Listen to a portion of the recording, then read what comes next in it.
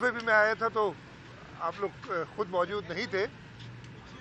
सबसे पहले तो ये बताना चाहता हूँ कि जो बात करते हैं लोग कि जी पता नहीं मुराद अली शाह ने डील कर ली है और केसेस कराची चले गए हैं, तो केसेस इस्लामाबाद में, इस वक्त इस्लामाबाद में खड़ा हूँ और पिछले 2 सालों से इस्लामाबाद कोर्ट का चक्कर लगा रहा हूँ।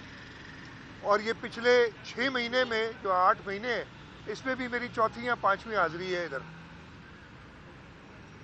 ये थोड़ा बैकग्राउंड दोबारा आपको दे दूं।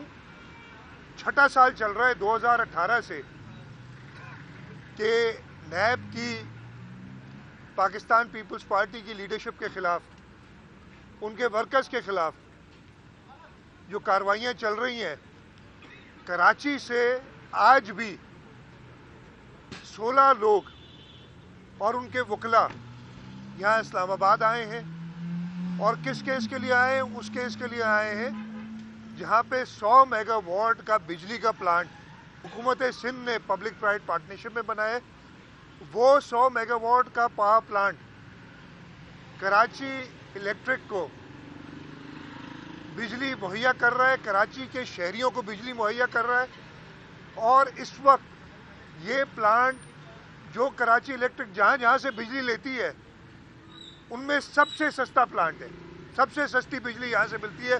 और उस बिजली में वो ऐड कर रहे हैं जो इधर हमें खर्चा हो रहा है हर दफ़े 16 लोग, यानी ये भी कराची और सिंध के लोगों से ये वसूल कर रहे हैं कि जी हर आप महीने में 1 बार या 2 चक्कर लगाएं इधर इस्लामाबाद के और नैब की हाजिरियाँ दें। आज इस केस के अंदर हमें उम्मीद थी, मैंने दरख्वास्त डाली हुई है, मेरे साथ कई लोगों ने दरख्वास्त डाली हुई है कि ये केस बनता ही नहीं है। अक्विटल की अपील डाली हुई है और नैब ने ये मुनासिब नहीं समझा कि उसका जवाब भी दे। अगर आपका केस इतना ही स्ट्रांग है तो आप जवाब देते। हमने 2-3 सवाल ही किए हैं कि बताएं कि चीफ मिनिस्टर सिंध या उस वक्त में फाइनेंस मिनिस्टर था और एनर्जी मिनिस्टर था, उसका रोल क्या कहते हैं जी? पॉलिसी लेवल पे रोल है, यानी पॉलिसी नहीं बनानी हुकूमत ने, नैब बनाएगा पॉलिसी हमारे लिए। फिर क्या पूछा कि भाई कोई मॉनेटरी गेन है? कहते नहीं जी कोई मॉनेटरी गेन नहीं, पूरे डॉक्यूमेंट में लिखा है और जवाब दे दो। कहा क्या है? इल्जाम ये कि चीफ मिनिस्टर या उस वक्त जो फाइनेंस मिनिस्टर था उसने वो भी एट्रीब्यूट किया है कि किसी अफसर ने कहा कि जी मुझे कहा है कि ये प्रोजेक्ट आप जल्दी करें, यानी अगर प्रोजेक्ट तेज करना कोई जुर्म है तो फिर एक केस क्यों डाला है भाई? मेरे ऊपर तो हजारों केस बन जाते हैं इस तरीके के। ये मैं दरख्वास्त करता हूं आपके तवज्जुद से अदलिया को और नैब को कि झूठे केस खत्म करें। आप ये सिंध के लोगों को ये बड़ी इंसाफ किया है कि भी अगर चीफ मिनिस्टर पंजाब कोई केस करता है वो तो लाहौर में होता है, लेकिन अगर चीफ मिनिस्टर सिंध पे केस है तो वो इस्लामाबाद उसको बुलाएंगे। अगर गिरफ्तार करना है स्पीकर सिंध असेंबली को तो इस्लामाबाद से गिरफ्तार करेंगे। और ये अभी तक कंटिन्यू कर रहा है और उसके ऊपर इल्ज़ाम फिर वो साहब जो हैं लगाते हैं और मेरे नाम पे स्पेसिफिकली कहा है कि डील कर ली। भाई ये डील है कि तुम तो बैठे हो अपने घर में और चीफ मिनिस्टर सिंध जो है वो इस्लामाबाद के चक्कर लगा रहे हैं नैब कोर्ट के। तो मेरी आप लोगों के तो से पिछली बार भी मैं बात करना चाहता था, आप इधर नहीं थे जब मैं आज से हफ्ता पहले भी हाजिरी पे आया था, तो पता ही नहीं चलता, इसलिए कि चीफ मिनिस्टर आता है, हाजिरियाँ खाता है इधर और वापस चला जाता है। आज भी यही हुआ। अब आज उन्होंने जज साहब ने ये मेहरबानी की है, हमने तो कहा आज ही सुने दरख्वास्त हमारी, हम आर्ग्यू करना चाहते हैं।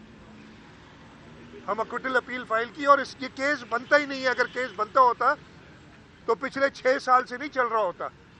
2 साल हो गए चार्ज फ्रेम नहीं कर सके। लेकिन इस पे जो खर्चे के ऊपर खर्चा आ रहा है, 16 लोग और उनके वकला हर 2 हफ्ते इस्लामाबाद आते हैं कोर्ट के सामने اس کا حساب کتاب بھی نیب سے لیا جائے گا اور ہم لیں گے. تو بس بتانے کا آپ کا مقصد یہی تھا کہ یہ ڈیلز کرنے والے کوئی اور ہیں. پاکستان پیپلز پارٹی آج ابھی میرا خیال ہے زرداری صاحب کا بھی کیس لگا ہوا ہے ادھر. اس کے بعد تو بھائی وہ کون سی ڈیل ہے؟ یہ وہ کہہ رہے ہیں نا کہ ایک اور نہیں ہوا تھا کہ یہ ڈیل ہم نے یہ کی کہ جی جو پیپلز پارٹی کے کیس ہیں وہ ہم واپس سندھ بھیج دیں گے. کہاں بھیجیں؟ آج تک یہ کیس الہ آباد میں چل رہے اور یہ سب جھوٹے کیس ہیں. ہم یہ نہیں چاہتے کہ یہ کیس آپ کراچی بھیجیں. یہ کیا آپ ملک کے مفاد کی خاطر ان جھوٹے کیسز کو یہیں ختم کریں؟ ہم اسلام آباد چکر لگاتے رہے. 3 سال ہو گئے مجھے ادھر چکر لگاتے ہوئے. 2020 سے میں پھر 21 میں بلکہ 19 سے تو نیب کے چکر لگا رہا ہوں. 19 20 21 22 یہ 5واں سال ہے. 23 باتیں بہت کی تھی. کیس ایک فائل کیا ہے 2 سال ہو گئے اس پہ چارج فریم نہیں کر سکتے. اور میں آپ کو پھر بتا رہا ہوں کیس اس پاور پلانٹ کا ہے جو ایک دن بھی بند نہیں ہوا اور اس وقت کے الیکٹرک کو اور کراچی کے لوگوں کو سب سے سستی بجلی دے رہا ہے. تو یہ میں نے کچھ گزارشات کرنی تھی. شاہ صاحب کیا کہیں گے؟ عمران خان صاحب ملک میں سیاسی انتشار پھیلا رہے ہیں اور میں نہ مانوں کی ضد پر ابھی تک قائم ہے اور کہتے ہیں بس الیکشن ہو جائیں انہیں اقتدار مل جائے. آپ سمجھتے ہیں اس وقت ملک کے سیاسی حالات کس طرف جا رہے ہیں اور عمران خان کو مشورہ دیں گے؟ دیکھیں کسی ایک شخص کی مرضی پہ الیکشن نہیں ہوتے. الیکشن آئین اور قانون کے طریقے سے ہوتے ہیں. اس وقت ان اسمبلی کی مدت جو نیشنل اسمبلی ہے اور صوبائی اسمبلیاں ہیں وہ اگست 2023 تک ہیں.